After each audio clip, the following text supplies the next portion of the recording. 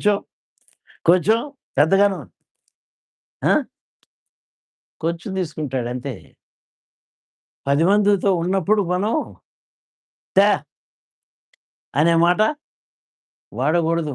సాల్లెమ్మా అనే మాట వాడాలి. ఎట్లుంది? మన పద్ధతులు ఎట్లుండి? ఎందుకంటే మనం పోరాటంలో ఉన్నాం. పరుగు పందెంలో ఉన్నాం.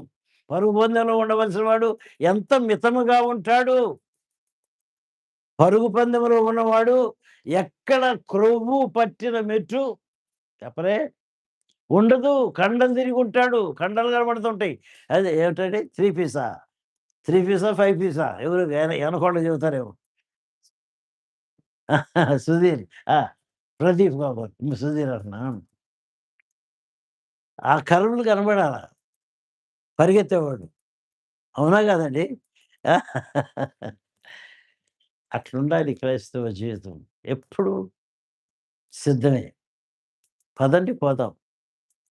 దేవుని కొరకు పదండి పోదాం అనే మెట్టులో ఉండాలి. ఆ పరుగు పందెం సంగతి మాట్లాడుతున్నాడు.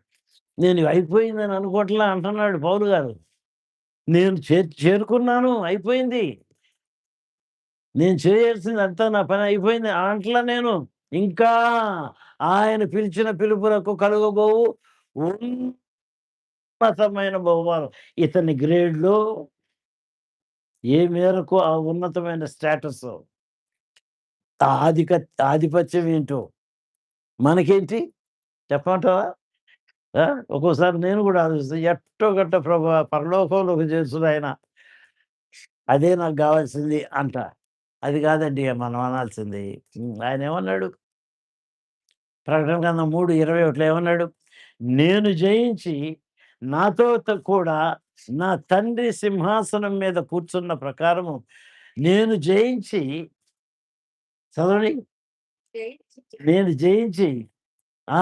నాతో కూడా కాదు. నా తండ్రితో కూడా ఆయన సింహాసనం ముందు కూర్చున్న ప్రకారము జయించు వారిని నాతో కూడా నా తండ్రి సింహాసనం మీద కూర్చుండబెడతాను. తక్కువకు పోవకండి. మీరు తక్కువకు పోకూడదు. ఒక సింహాసనం మీకోసం సిద్ధం చేశా. జయించు వారందరికి ఇస్తాను. నీవు జయించలేకుండా ఉండటానికి కారణం ఏంటి? నీవు విశ్వాసంలో క్షీణింపబడటానికి కారణం ఏంటి? ఆయన చూపు అందరినీ సమానముగా చూస్తూ ఉంటే, నీవు కుదుట పడటానికి కారణమేంటి? నీవు ఓడిపోవటానికి కారణమేంటి? నీ వల్ల కలిగింది. ఇప్పుడు అంటున్నాడు ప్రభు. ఇప్పుడైనా సరే మారు మనసు పొంది, మంచి ఫలాలు ఫలిస్తే, నా మహిమలో నీకు ఉన్నతమైన బహుమానం సిద్ధంగా ఉంది అంటున్నాడు. ఆయన దగ్గర సమయానికి సమయం లేదు. సమయం గురించి ఆయన చింతించడు.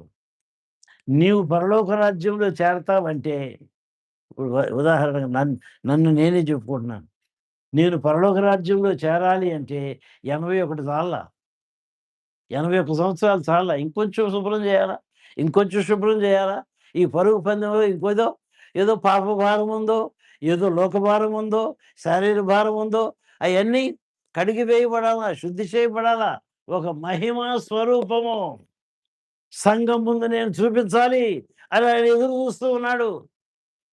ఆ మెట్టుకి మిమ్మల్ని లేవనెత్తకుండా ఆయన నన్ను తీసుకోడు.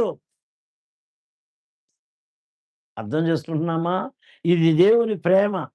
ఇది దేవుని ప్రేమ. లేకపోతే ఇతను నాకక్కర్లా కొట్టేయి అంటాడు. 3 సంవత్సరాల నుంచి చెప్పండి. ఈ అంజూరపు చెట్టు కోసం నేను వస్తున్నాను గానీ, ఒక్క కాయ కూడా కాయలా. వద్దు కొట్టేయి అని తోటమాలితో చెప్తే నీ సంగతి నా సంగతి ఏమవుద్ది? తలలు వంచుకుందాం. ప్రార్థన చేసుకుందాము. మనం సహనం చూపించాలా. ఎప్పటిదాకా? మహిమలో ప్రవేశించే వరకు.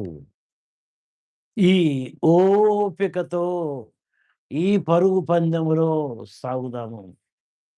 విన్న వాక్యాన్ని బట్టి దయచేసి స్త్రీలలో నుంచి ఒకరు, పురుషుల్లో నుంచి ఒకరు లేచి ప్రార్థన చేయండి.